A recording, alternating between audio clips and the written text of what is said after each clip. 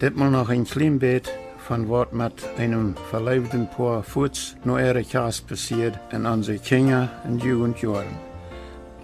Und dann von wo damals für ein anderes Gastgebet, für ein Begrafnis gemerkt wird und wo dort gefeiert wird.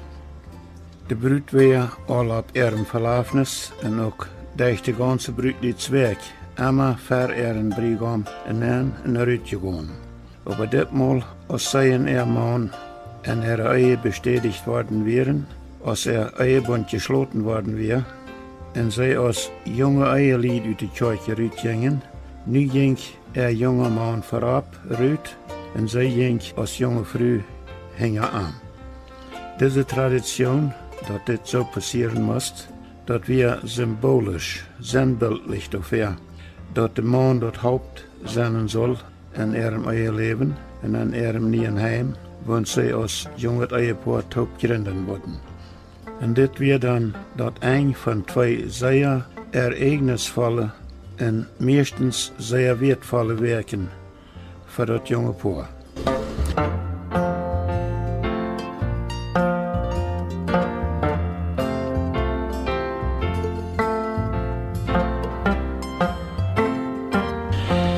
En nu begrafenis. Wo wordt in onze Kinder- en Jugendjaren in de 19, 30 en 40 jaren en ook later nog voor een begrafenis gemerkt?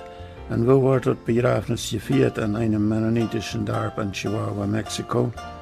Wat passiert in unserem Dorp, wanneer wir gestorben wären? Wo haben wir dat in Erinnerung gehouden? Dat Reitmerken für ein Begrafenis in unserem Dorp, en ik glaube ook in de meeste andere dorpen passiert, in de jaren als we in Bloemenhoed opwassen, zum groten deel krijgt zo als dat Reitmerken voor een Verlafnis. De Nobers im ganzen Dorp merken gemeinsam de Vorbereitungen für ein Begrafnis. Sie helfen alle mit dabei und sie geben alle was zu tun. Jede Mutter im Dorp schickt entweder ein von ihren Kindern ein Bett Butter oder Schmalt und Malt naar de Stadhaan brengen, wo das Begrafnis sein soll. Oder sie schickt ein von den Oberschärchen. Und die großen Mäkers helfen am Tag vor dem Begrafnis den Deeg merken und am Dorp uitvieren zum Teufelskissen Kringel für die Vespermahlzeit auf dem Begrafnis zu backen. Atelier frühes helfen an diesem Tag vor dem Begrafnis dat Rindfleisch en de Maus voor de Middagsmahlzeit op dem Begrafnis zu merken en am Begrafnisdag nog den Barsch te koken van de Fleischsuppe vom Rindfleisch koken en met allerhand andere Sachen uitmerken. Darbsche Jungs worden als Meubelvierer en Uitspanner angestalt, krijgt zoals op einem Verlafnis. En de Mäkers im Dorp bedienen de gekommene zogenaamde Treuerjast am Middags en am Paspadag. Kort, alles wordt meest krijgt zo gedaan als dat Reitmerken voor en dat bedienen op einem Verlafnis. Ook dat Begrafnis-Einladungsbrief schrijven en dat rondchecken van deze Einladungsbrief wordt krijgt zo gedaan als dat voor Verlafnis-Einladungen gedaan wordt. Aber zu einem Reitmerken voor een Begrafnis gehört ook nog dat Grafgroven, dat Zeugmerken, dat Doden aantrekken en dat Doden begraven en so weiter. Dat Zeugmerken, die Zeug wordt einfach aber uit schmackeglatte Fichtenbreder gemerkt. De Breder zum den Zeugmerken, die mussten wel betaald worden, aber das Zeugmerken selbst wordt meestens ook umsonst gedaan. Jacob Iwaal en Bloemenhoed heeft aan onze tijd gelijk wie de meeste Zeugs gemerkt. Hij had dat gereedschap dafür en am Stund krijgt het hem arbeid te hand. Dat Graf Groven. Wanneer dat een begrafenis geven zal in Bloemenhoed, dan wordt dat graf meestens van 4 oder 5 jongens gegraaft, wo van ihre vaders als vrijwillig gestelde arbeider dort aangegeven worden. Deze jongens worden meestens wel vom Grafhof tot de middag- en vespermahlzeiten naar de stad aangeholt, wo dat begrafenis geven zal. Aber übrigens wollen ihre vaders nicht für ihre Jungs ihre Arbeit betalt haben. Sie sagen diese Arbeit so an als einen selbstverständlichen Beitrag zu einem gemeinsamen Reitmerken für ein Begrafnis. Ook wanneer het grafgroven op dem Blumenarter Grafhof wat 2 volle dieren kon. Dat doden aantragen. Den doden aantragen voor zijn begrafnis, dat kunnen natuurlijk niet alle mensen doen. In unserem Dorp deden deze arbeid meestens bestemde Frühers, den dat niet zozeer jeden aan weer met dem doden Jarpe om te wonen. En dit moest wenigstens bij zeer warmem Water tidig zum morgens am Begrafnisdag gedaan worden, wils man den doden dan met ijs bevliet geholen had om den goud te holen. Dat zegt den doden aantrekken moest gekocht en betaald worden, aber ook deze arbeid wordt meestens onbetaald gedaan. Dat geschilderde gemeinsame Vorbereitungen merken für die Gastgebets in den Mennonitische Dorpen in Chihuahua, Mexiko, zoals wir das in unsere Kinder- und Jugendjahren erfahren und mitbelebt haben, dort redet von einem abbrechen, jähen Siegen uthalten oder von einem jähen Siegen unterstützen, wohnt wenigstens meistens utreichte und echte Motive gedonen wird.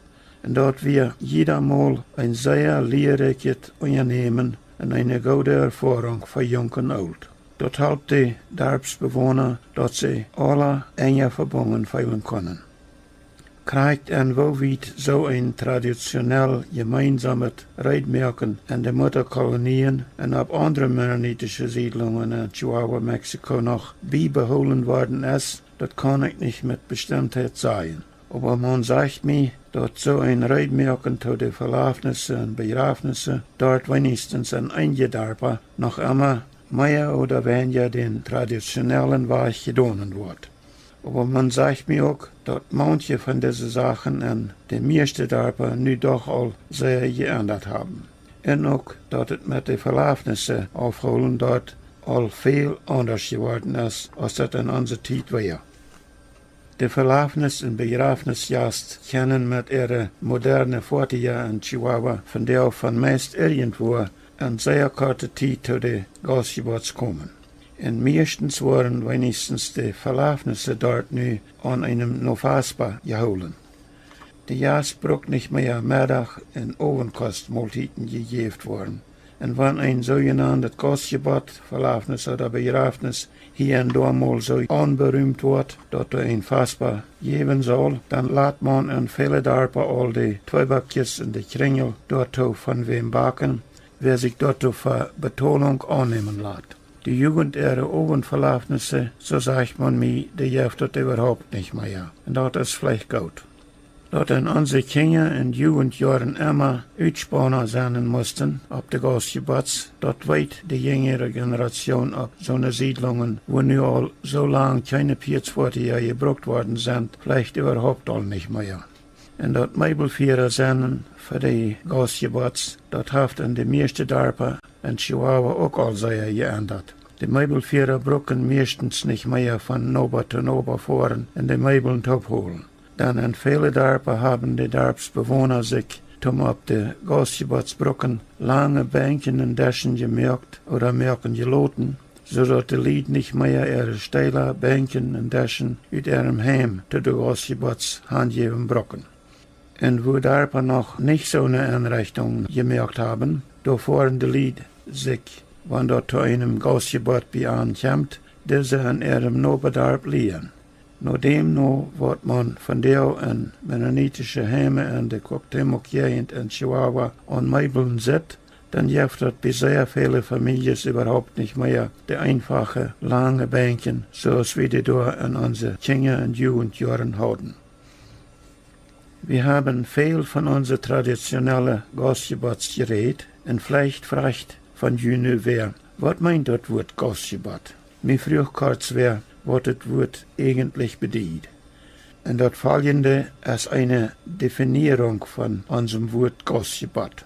Ein Gastgebet ist ein Topkommen oder ein Versammeln von so einer Jagd, wo nur da von wem schriftlich oder persönlich eingeladen worden sind, nur eine bestimmte Stätte hinzukommen, um da gemeinsam ein Fest zu feiern, sind aus Verlafnis, Kast oder Begrafnis, und um sich dort dann auch eine Mahlzeit versaten zu lassen und gemeinsam zu eten. Und dann haben viele von uns Lied auch nach dieser Frau. Wanneer oder wodurch hat dort bei uns angefangen, dort viele Lied meist bei jeder Gelegenheit ohne eingeladen geworden zu sein, zu Gastgeburt kommen, besonders zu Begrafnissen. Und diese Frau, ich glaube, können wir vielleicht so beantworten. Viele Menschen leben oder gleichen gemeinsam mit Eten. Das gibt in unseren jungen Jahren bei uns all immer so eine Menschen, in unseren Dörfern, ab mennonitische Siedlungen, wo nur durch Jahren an eine gemeinsame Mahlzeit teilhaben mochten. Ich habe zum Beispiel in unseren Jugendjahren, wenn das in unserem Dorf bekannt wird, dass ein junges, verlebtes Paar Verlaufen haben will, oder auch, wenn man hier dort wer gestorben wäre und das Begrafnis geben soll, ein Mann allein vor der Wiese gesagt haben, das ist ja gut. Dann können wir wenigstens mal weiter zu einem schönen gemeinsamen Fassbar top kommen.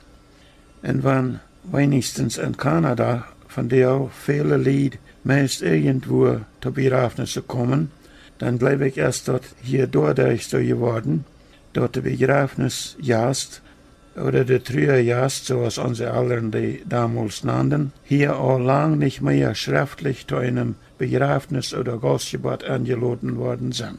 Aber dass die Begrafnisse einfach über den Lauf der Radiostationen bekannt gegeben wurden, und viele Menschen kommen hier auch mal zum Begrafnis, um die Leichenpredigt anzuhören, blieben aber nicht zu der gemeinsamen Mahlzeit.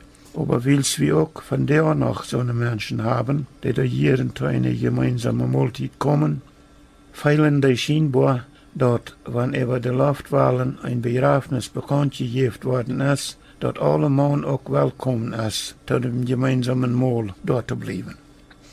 Ein mennonitisches, traditionell gemeinsames Reitmerken für die Gastgeburt, das hat bei vielen von uns, besonders für die viele von uns, die wir nu all so lange in Kanada gewohnt haben, sozusagen abgehört. Und wo eine positive Tradition abhört, zu existieren, da gerät auch sehr schwind in Vergetenheit. Da werden, weil wir uns selbst daran erinnern und unsere Nachkommen auch davon vertellen, wo all das in unseren jungen Jahren gewesen ist, wo das uns miteinander verbunden hält und wo wir dadurch gesegnet worden sind.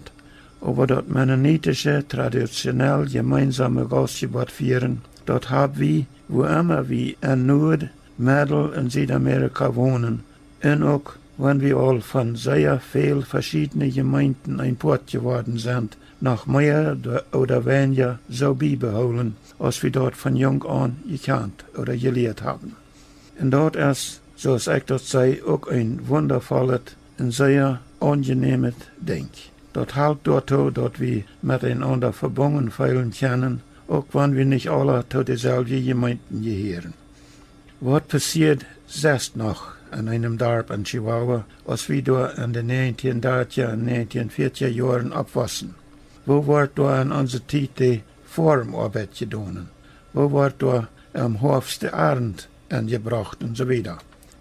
Ich will wieder noch versuchen zu schildern, wo die Bürgers in unseren Kinderjahren, in den 1930er Jahren, gelehrt haben, sich aufzustehen, um mit wenig Formgerätschaft fertig zu werden. Und auch wo Kinder und Jugend auch in die Formarbeit mithelfen. Und wo die Dorfsnobers sich gegenseitig bei ihrem Abend einbringen, behilflich werden. Wo sie im Hof gemeinsam ihr getretene Haushalten und draschen und so weiter.